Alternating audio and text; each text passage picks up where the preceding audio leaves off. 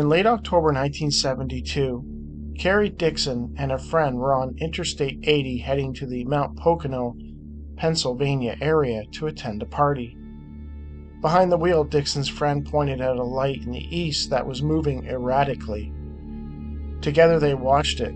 At some point, Dixon's friend indicated that the light did not seem to be following a straight course. Dixon replied by pointing out that since the highway was not a straight course, it was probably just their eyes playing tricks on them. While this was happening, the car's radio began pumping out more static than usual, though since it was an AM radio, a little static was to be expected from time to time. They took the Mount Pocono exit and drove through Mount Pocono. As they were heading northeast on a country road, the radio static seemed to increase, growing louder and louder with each passing second. As well, the car's headlights and even the interior console lights had started to dim. Dixon's friend worried aloud that the car might actually stall out on that back road, and they would be forced to walk. Dixon recalled that the moon was very bright that evening, and although there were high trees on the left side of the road, they could see the moonlight through the trees on their left. We both noticed that there was a very bright light coming through the trees, in addition to the moonlight, out of the west. By then the radio had so much static on it, we turned it off. The headlights were so dim that we could hardly see the road. We slowed down. In a short distance we hit a clearing on the left side of the road, and we saw what the bright light was. According to Dixon, a saucer-shaped object was parked a few hundred feet off the ground. The moon was slightly to the left rear of the craft, so there was no mistaking what it was. It was less than a couple hundred feet from us. It was maybe 300 or 400 feet in the air, maybe more. I'd estimate that it was about 110 to 120 feet in diameter. Big. Dixon's friends stopped the car and they both got out to get a better look at the object. They could clearly see the bottom of the craft with windows inside. There were, from what they could tell, some lights on inside the craft. The craft itself was a medium gray colored metal. It made absolutely no sound. After a short period of time, it decided it was time to go. This thing flew away at an incredible speed. It was out of sight in seconds. It made no sound, did not change colors or do anything other than fly faster than anything made by humans. It did not make a sound like aircraft breaking the sound barrier. It was silent. As soon as the object was out of sight, the car's headlights instantly came back on bright. They got back in the car and carried on to their friend's party. They turned the radio on and it was now clear as a bell. Dixon and her friend were flabbergasted. Upon arriving, they told some of the guests of what they had seen and were roundly laughed at. Some wondered if they had consumed any drugs that evening. Dixon eventually called the Stroudsburg radio station and asked them if anyone else had reported seeing something strange in the Mount Pocono area. The fellow that answered the phone promptly told her that they were being swamped by calls from people saying they saw a UFO in the Mount Pocono area. After hanging up, Dixon turned on the radio, and indeed the DJ was discussing the numerous reports that they had received that evening. This seemed to turn around the guests to the reality of the situation, that Dixon and her friend had encountered something very strange that evening. That was the only time I ever saw a UFO. One thing was clear, it was not of this earth, Dixon noted. Erin Emmanuel and her husband, both off work due to the lockdown, in a bid to break the boredom, spent many of their evenings driving up to Mount Davis, the highest point in Pennsylvania. There they would ride around the game lands looking for deer and other wildlife. Rarely did they ever see another vehicle. On June 22, 2020, they had made the trek up to the mountain, but this night would be different from the rest. The deer were bedded down along the side of the roads. They were acting unusual. We were on the main road coming up the mountain from High Point Lake. A deer ran out in front of us, stopped, turned around, and ran the direction it came from, which was from the right, Emmanuel recalled. As they sat there waiting to see if any more would run out, there was an opening in the brush and trees on the left. That was when something caught both their eyes. Neither of us said a word. My husband had a flashlight and was holding it out the window. It was after 11 p.m., so it is illegal to use a spotlight after 11 p.m. in Pennsylvania. I was in shock and could not believe what I was seeing. In the opening right along the side of the road stood an extraterrestrial. It turned as if in slow motion, bending its knees to turn, lifted its arm to reach for a limb, and just stood there staring at us, and us at it. I had my phone on my lap. I wanted to take a picture, but I had so many thoughts running through my mind. I thought, what if I take a picture and it pisses it off? Needless to say, I didn't. We just sat there looking at it in disbelief, and it was standing there looking at us. I told my husband, just go, so he pulled away. Once they had gotten up the road a little way, Emmanuel asked her husband what type of species he would say that was. He replied to her that he thought it was an extraterrestrial, as it looked exactly like how they look in the movies.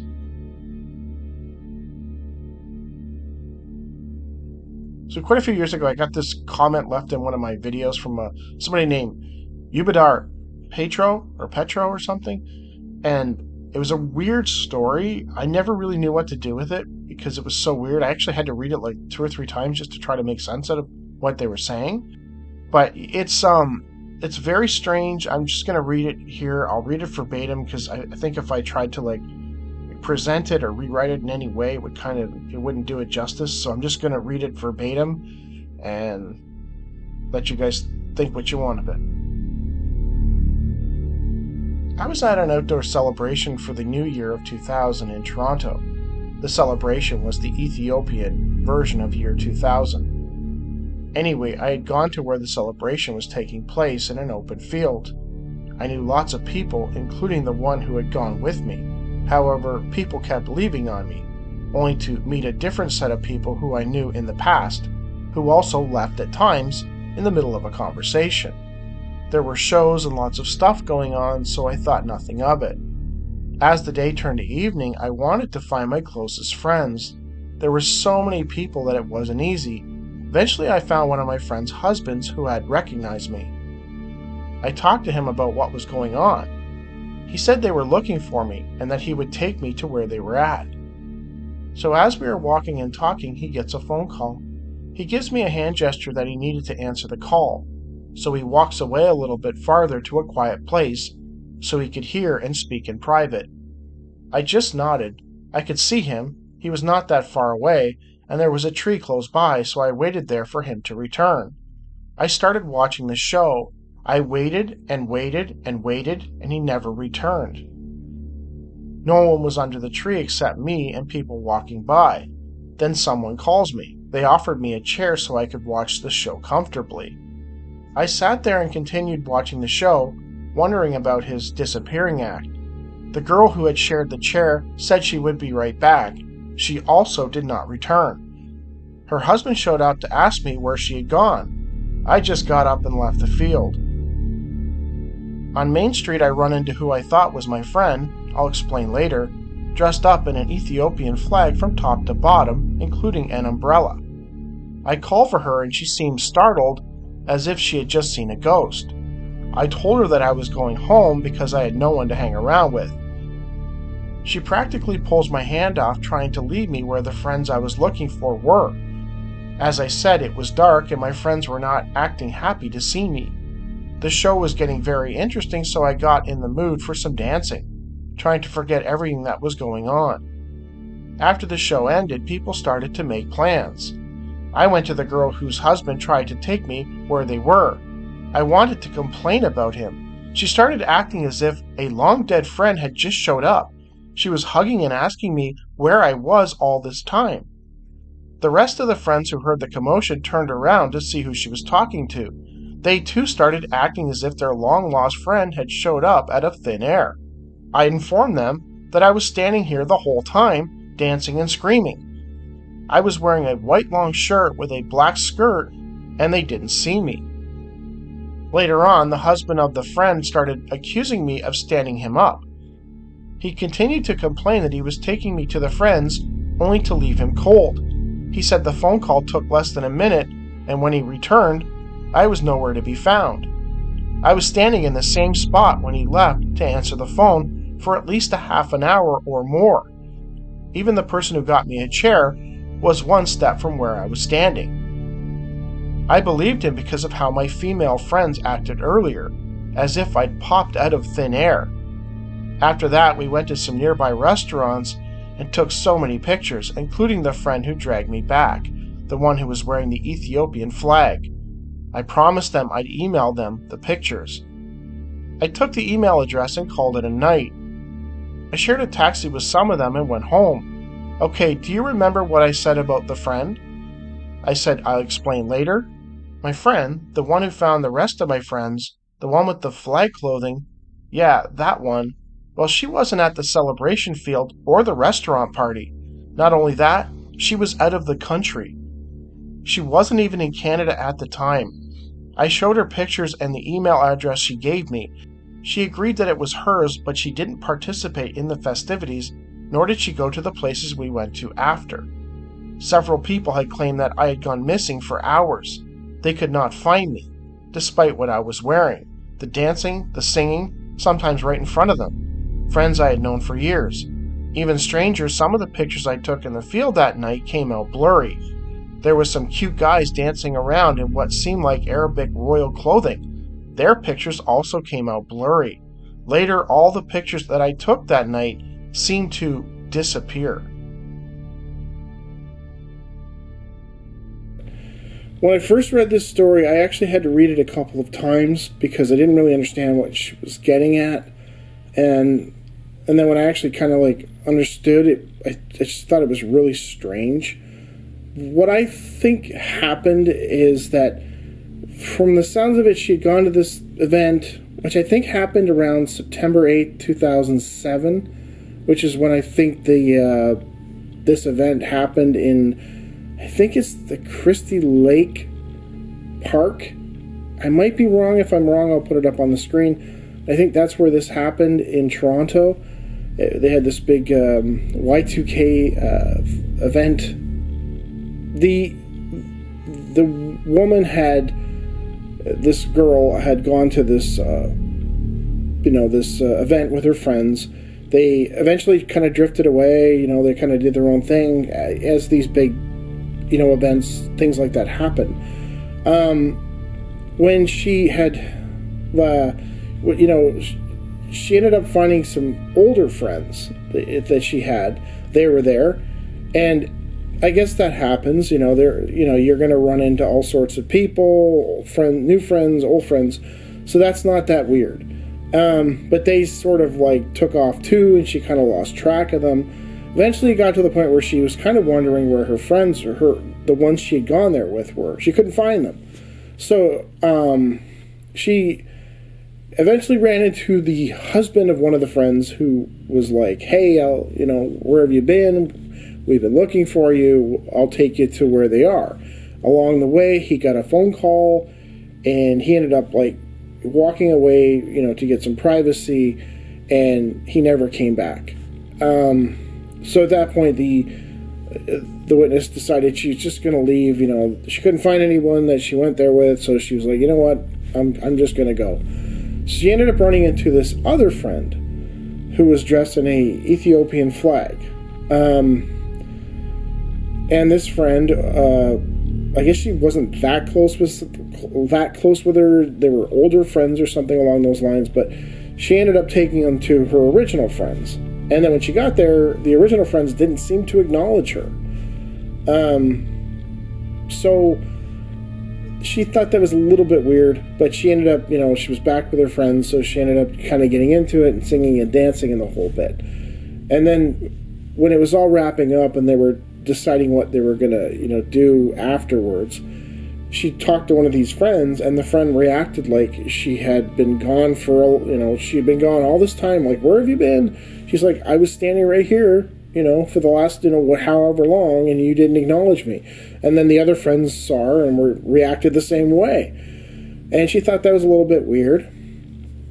So they ended up all going out, and her friend wearing the Ethiopian flag, they all went out. She took pictures and the whole bit. When she got home, she was going through the pictures, that she had taken, and at least that's what I got from it, all the pictures she took in those missing hours where she couldn't find her friends, all the faces of the people in the pictures seemed blurry.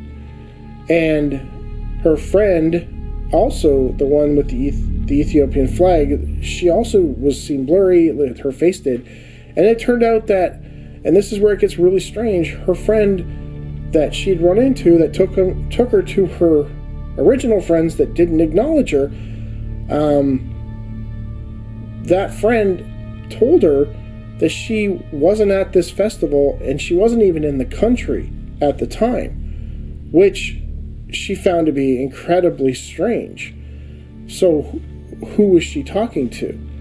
And to me, it almost sounds like, it's so crazy to think this, but it sounds like she was kind of drifting in and out of realities, some other reality and her current reality, and she was running into old friends, and she was running into old friends that weren't actually there in that so the realities seemed to be bleeding into each other, and her current friends, the original friends, didn't acknowledge her, even though she was standing right next to them, because they couldn't see her, because she wasn't in that reality, even though she was kind of like, she obviously could see them, but they couldn't see her, and she couldn't find her friends, which is odd.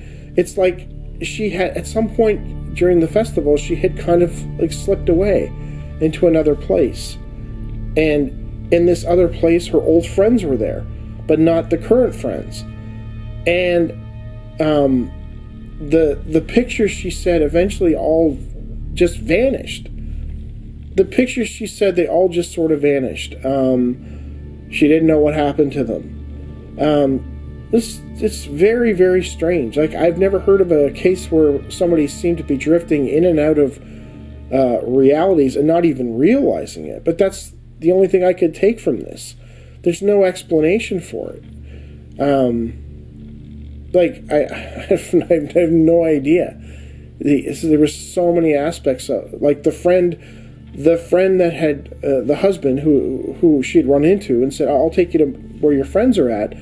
He got a phone call and walked away, and then when he came back, he said she wasn't there, but she said she was there for upwards of a half an hour. So he went back to the location, but she wasn't there anymore. Even though she said she never left that spot, he never came back. So it sounds like there was this overlap happening with realities, like a parallel world or something along those lines. Like, she was all kind of intersecting, and they were kind of bleeding into each other, and everything was kind of getting screwed up. And I do have to wonder if the friend, the one that was wearing the Ethiopian flag, the one that the other version of her wasn't actually even in the country. I wonder if she's having the same kind of, wherever she is, I wonder if she's having the same kind of feelings that the witness had. Like, I ran into what's her name, but she wasn't there, or something along those lines. Like, I wonder if she's going through the exact same thing. It sounds like some kind of wires got crossed, and everything was kind of getting screwed up. I can't explain it any other way. It's a very strange story. If it's true, it's a very strange story.